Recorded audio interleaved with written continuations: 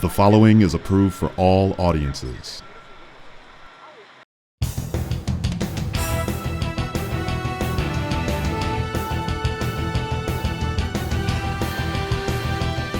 Cruise is filmed on location with the men and women of the City of Atlanta Department of Watershed Management. All work orders are mandatory until completed. Watershed's men and women work hard to provide clean, safe drinking water for our customers.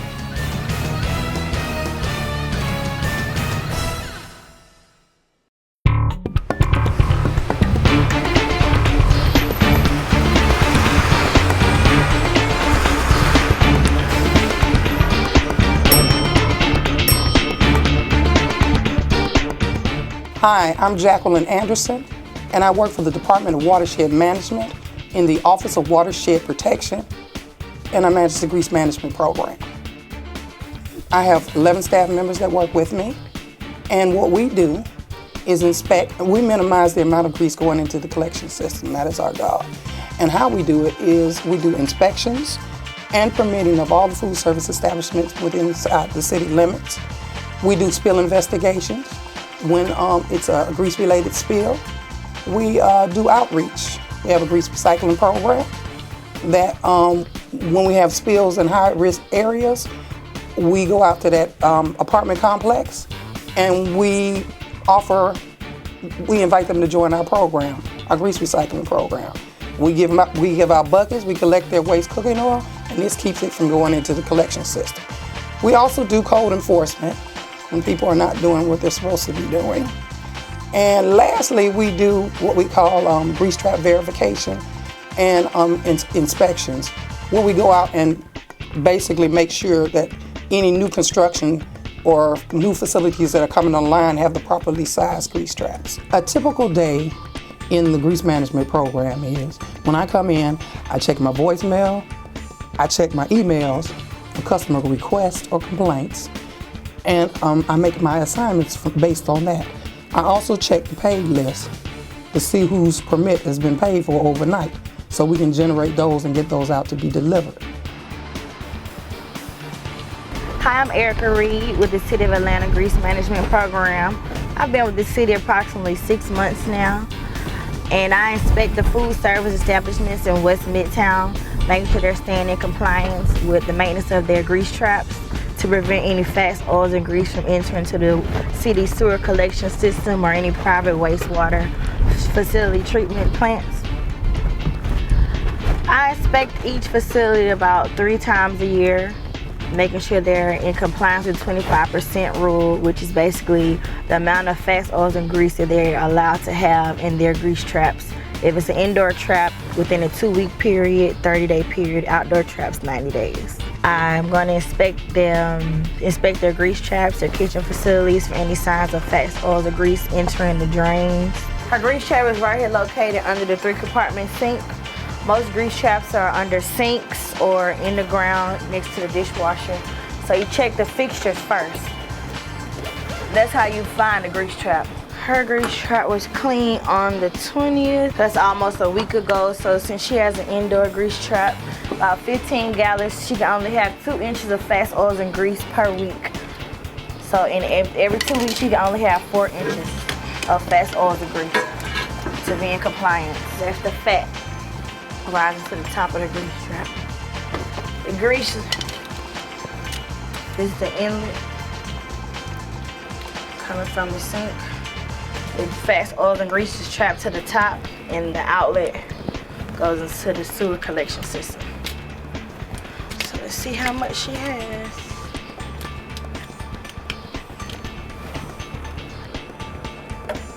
There's nothing at the bottom.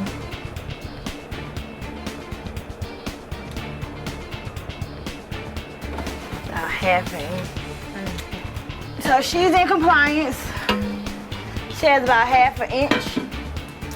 And as I stated earlier, she can only have 2 inches because it's only been a week since her grease trap's been cleaned. So she's in compliance. See you later. Severely cold weather directly impacts water mains.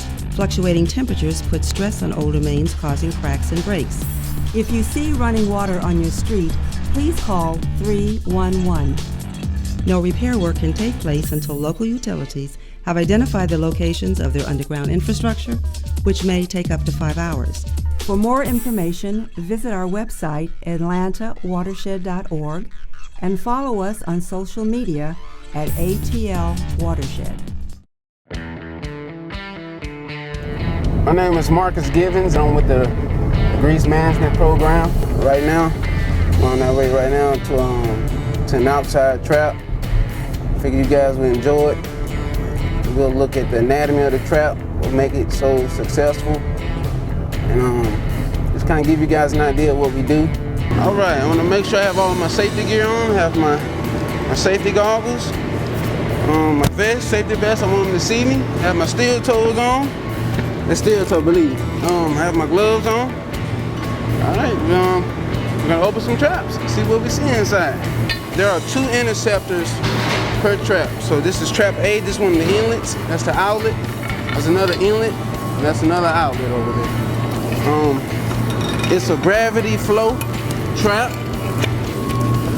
This means that's a gravity flow on it. Okay, all right. Looking good. Okay, before I perform the inspection really on the outside traps, I kind of just open them all up because there are gases inside and they're soaking your clothes. You kind of have it smelling like you got a lot on your mind. So, good thing I had them steel toes on. So we're gonna just let it vent out a little bit before we perform our measurements and picture tape. I'm gonna look at our first interceptor.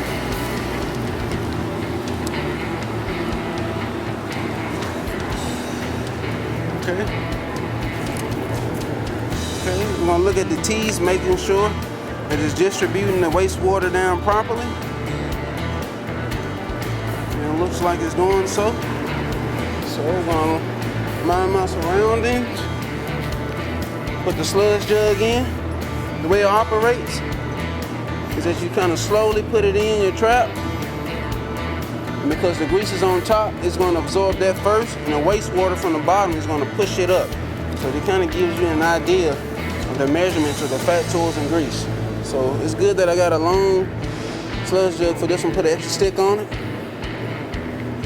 And we're going, all right. Hit the bottom, we're going to ease it up.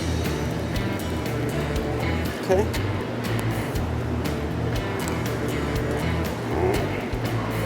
All right. And as you can see here, I need a napkin. See, I have my gloves on right here. As you see in this layer right here, that's where the fat, oils, and grease. This is pretty much just normal wastewater. This is the part we're concerned about. That's all the corn, the chicken, the ribs, whatever they service in there. That's all of this right here. So it's pretty much roughly, say 2.25 inches. But we're gonna probably give a good measurement of it, but it's about 2.25 inches, which is compliant. The allowance for outside trap is 12 inches, so it's in compliant. So we'll move on to the rest of the interceptors. So we're gonna ease it down, ease it down. Sometimes you have to repeat it more than once just to get a reading. Okay. All right, I think we have something on this one. I think it's roughly here. That's the darkest area. That's what we look for. Of course, there's gonna be some dissolvents in this area, but the true area is here. And that's it's about 3 inches. As long as it's under 12, it's okay. It's never an exact, just an approximate. So we're just making sure it's really under 12 and that the trap is working properly. Okay, so we're gonna release this wastewater. We'll go to our next trap. And we're gonna look at the T's. As you can see here in this T, it's clear, and that's what we want. From the cascade of the trap, of the prior traps, the following result, we require and we very much look for that the water remain clear. So all of that is entering the sewer main. There's no fats, there's no oils or anything, but really that you can see. There's gonna be some, but it's minimal if any. So that's a desired outlook we require for traps. As you can see, outdoor traps, they're really not that bad. Everything was in working condition at this trap. We secured the area, put everything up. Now, just want to get a sign off, put my report together, take it back downtown.